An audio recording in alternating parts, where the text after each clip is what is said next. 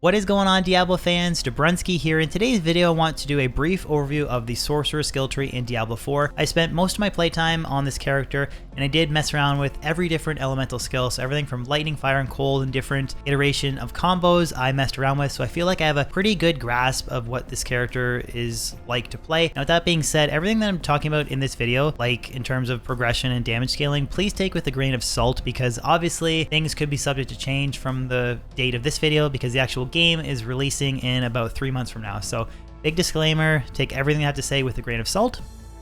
But with that being said, let's jump in. So essentially every single character has a core cluster of 6 skills with an overriding mastery that influences the entire tree, and that's at the very bottom. Unfortunately, we don't get to a high enough level to invest in any of these skills. Now, when I did play in the earlier content creator betas, you could only invest into one of these masteries. It wasn't like you could unlock all of them, but obviously, for example, combustion here is increased damage per unique source of burning. So if you had multiple sources of burning throughout your tree, it would make sense to use combustion to boost that damage, right? But again, you could only, at the time that I played the beta, invest into one of these skills. That might be subject to change. But essentially you have 6 core clusters of skills, and then you can invest 5 points into each one of these main skills that kind of branches out from the original cluster. And then you can only choose first and second modifier. You can't choose a third modifier. So for Arc Lash, for example, you could pick Enhanced Arc Lash, but then you'd have to choose between Flickering Arc Lash, as a tongue twister, and Glinting Arc Lash. You can't pick both. And then as you move through these different clusters, you have these passive skills as well. So these aren't quite as overarching of an influence as the bottom masteries, but they do benefit your character. Like for example, this one is apparently a port over from Diablo 3. Glass Cannon, you deal 6% increased damage, but you take 3% more damage. And again, this scales as you continue to invest more points. So obviously if you wanted to make a Glass Cannon sorcerer, you'd want to invest into these skills, but they're not quite as powerful as these overriding mastery skills at the bottom of the tree. So with that out of the way, let's jump into the first cluster of basic skills. You have to choose between Spark, Frostbolt, Firebolt, and Arc Lash. Now, personally, I found that Spark and Frostbolt were the strongest early on. Firebolt, there's no crowd control effect, and the damage kind of felt a little bit weaker, at least to me personally, so I wasn't a huge fan of the skill. But again, early on leveling, it's just your basic skill. You're not going to use it that often. It's not a big deal. Arc Lash, personally, I wasn't a big fan of. I don't like the idea of going in with a squishy Sorceress and trying to face tank and then swipe a melee attack to do lightning damage. So personally, I was not a fan. But again, let me know in the comment section below if you guys agree or disagree. And moving on to the core skills, again, like I mentioned earlier, these require mana to use, so you can't spam them infinitely, but you can choose between Incinerate, Fireball, Frozen Orb, Ice Shards, Chain Lightning, and Charge Bolts.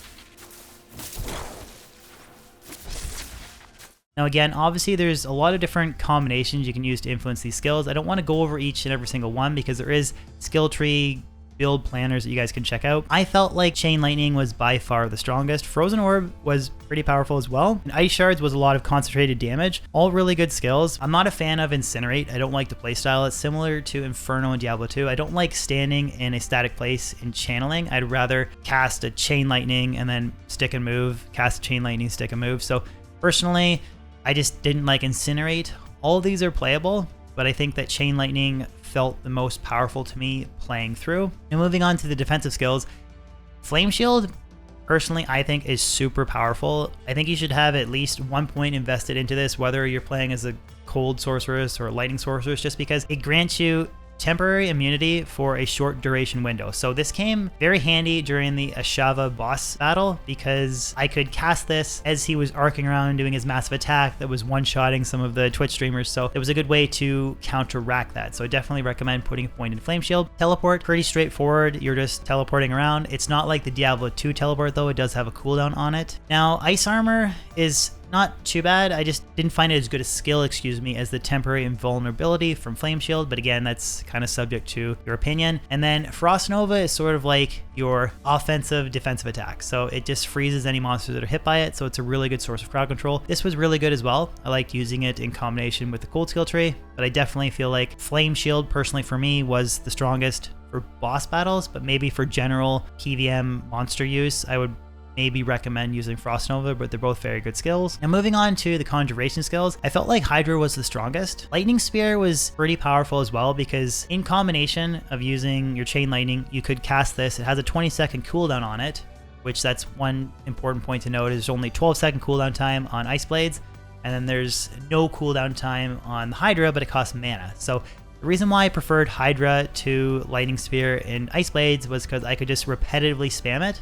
When I had 100 mana, you can cast it several times. I felt like it was a good source of damage and a good passive source of damage. Versus Ice Blades is okay, you're just summoning scimitars, like ice scimitars that do damage. And then Lightning Spear was powerful, but if I had to choose between my favorite, it would probably be Hydra. And moving on to the mastery skills, these require quite a bit of mana, but they do a lot of damage. I felt like they were all kind of equally as powerful. But personally, my two favorites were Meteor and Blizzard. Meteor has a very quick casting on it, so when you choose to use Meteor, it lands almost instantly, so it's a good source of damage. Blizzard was just a very good source of like AoE crowd control, so it's a very good skill. Firewall works good against bosses, but in general PvM use, I personally wasn't a fan. And then finally, Ball Lightning. So you're discharging a ball of lightning that slowly moves forward, continually zapping enemies for damage. I was not a fan of this skill. A couple of people told me on my stream chat that using this in combination with Crackling Energy was powerful, but personally I felt like it was the weakest. And then finally moving on to the ultimates, again, these skills looked amazing. You could choose between Deep Freeze,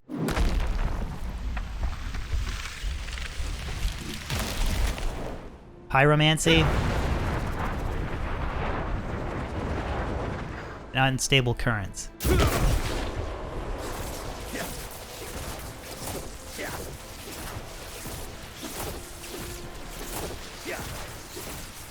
In terms of looks, I really liked Pyromancy because, Inferno, not Pyromancy, I really liked this skill because it was a lot of good concentrated damage in a location over 8 seconds, but then it had different modifiers that could actually pull enemies towards the center. So when I cast this skill with a lot of monsters on the screen, it would suck them towards the center of the fire snake. So I thought that was very powerful. Deep Freeze, the temporary immunity, and then the damage, and then freezing monsters was really good for team support. So that's a good skill in that regard. And then Unstable Currents is just a good complement, in my opinion, to Lightning Spear and Chain Lightning, because you can cast this ability, and then as you're spamming your Chain Lightning and Lightning Spear, you're going to be randomly casting other Chain Lightnings and other Lightning Spears. So it's just a really good combination to the Lightning Sorcerer. Now again, I didn't mess around with a ton of these different passives. With only having 25 skill points, you can't really like invest a ton into these different passives, right? Like maybe if I was level 50, I would put a bunch of points into like Devouring Blaze, Crippling Flames, or whatever, and then in combination with Combustion, but we just didn't have that many skill points to play around with. And one last thing to mention about the Sorcerer skill tree is that this character has the ability to place 2 skills as enchantments to grant you additional abilities. Now the first one you unlock at level 15 and the second you unlock at level 30, but this essentially allows you to tailor any number one of your skills and grant it a unique ability. So there's so many different options, but just for example, I'll show you with some of the mastery skills here. If I place Blizzard as an enchantment skill, it grants me the passive ability to have every 15 seconds a blizzard forms over top of my character and then follows me around for 6 seconds. Now you can put it into Meteor. Lucky hit, 3% chance for Meteor to fall on enemies. You put Ball of Lightning.